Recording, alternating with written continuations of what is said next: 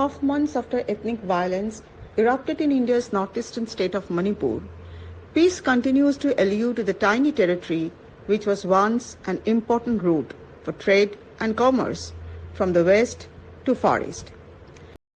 Senior leader of the opposition Congress party, Rahul Gandhi says, he has never seen the kind of enmity that has engulfed Manipur's society. I've never seen what I saw in Manipur. In my entire life in Indian politics, I've not seen it. Right? And I'll tell you the story. When we arrived there, all the communities were very happy for me to go. And they all invited me. When we arrived there, when we were going to visit one community, say we were going to visit the Kuki community or the Meitei community, we were told before we entered that, listen, we are very happy for you to come.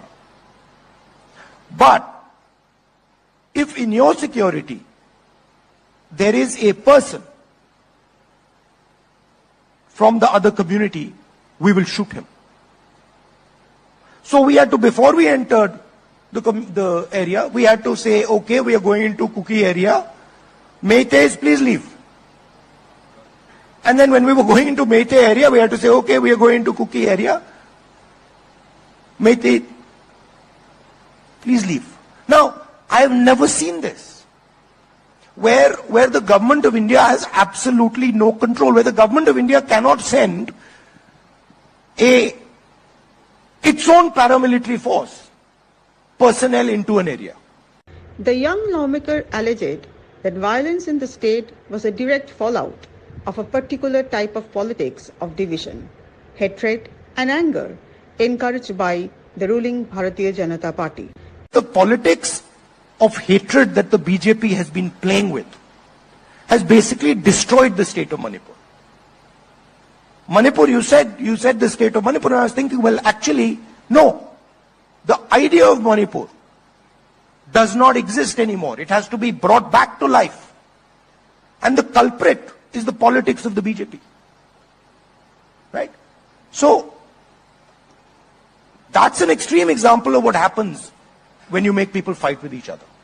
Gandhi had shown the world months ago how a cross-country foot march, Bharat Joro Yatra, spreading the message of love and peace, can stitch together a multi-ethnic society torn apart by a spurt in majoritarian jingoism. Does Manipur violence exposes tribal insecurity? The situation has reached such a volatile stage that tribal lawmakers are demanding separation from majority Meitei community. Head of pro-BJP Kuki group, Kuki People's Alliance, Wilson Lalan Hangshing says, it is impossible for the Kukis to continue to live with Meiteis. Manipur is already demographically separated. In the last few years, so much hatred has come, and we have literally been kicked out of the valley. And separation is already complete now. The Kukis have left the valley. There's nobody there left now. And all the Meiteis have left the hills. It's demographically separated already, geographically separated. We are living separate now. There's nothing more to separate. It is only the administration has to come now. Sadly, a conflict between two ethnic groups over constitutional status as tribes with reservations in jobs, education, and elected bodies turned communal. According to pioneering development and displacement studies scholar Dr. Walter Fernandez, the tribal versus non-tribal friction was given a communal color by motivated forces. It looks pretty clear from all the events. It began with the eviction on 26th April under a notification issued in 1966, which has not been used till now. They used it suddenly to say that Kuki land is forest land. And so far, after more than 50 years, they are using that notification, which the Kuki and the Naga have rejected. Then comes the case in the High Court in March, March 27, where the High Court, one judge bench asked the state to recommend the Meitei to the tribal status. Then there is the demonstration joined by the Naga and the Kuki. But then only the Kuki are attacked. There is a method in that strategy. Ironically, today's troubled Manipur has a legacy of deeply entrenched amity and unity despite its ethnic diversity. The Meitei, Kuki, and Bengal communities, consisting of Hindu Vaishnavites, Christians, and Muslims, all joined hands to bolster India's anti-imperialist struggle.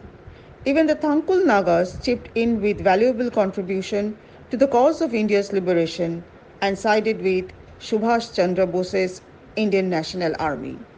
Bose himself took hospitality of a Kuki tribal chief briefly.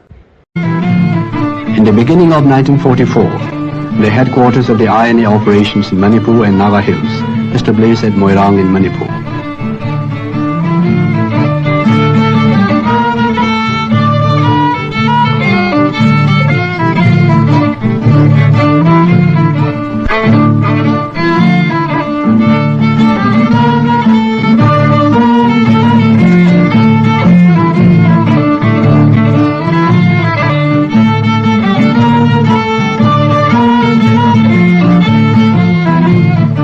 The bonhomie that shaped an unique solidarity once has given way to a bitter fratricidal enmity. Clearly, a trust deficit is causing the rift to widen in Manipur. A mutual consensus and compromise, therefore, is the need of the hour for lasting peace to return. In his customary Independence Day speech, Prime Minister Narendra Modi raked up the issue of continuous unrest in strife-torn Manipur. विशेषकर मणिपुर में कई लोगों को अपना जीवन खोना पड़ा, जो हिंसा का दौर चला, मां बेटियों के सम्मान के साथ खिलवाड़ हुआ। देश मणिपुर के लोगों के साथ है। Modi had earlier denounced the naked parading of tribal women, calling the nauseating incident a blot on any civilized society. A month later, there is no reduction in Manipur's misery. मेरा हृदय पीड़ा से भरा हुआ है, क्रोध से भरा हुआ है। मणिपुर की जो घटना सामने आई है, किसी भी सभ्य समाज के लिए ये शर्मसार करने वाली घटना है।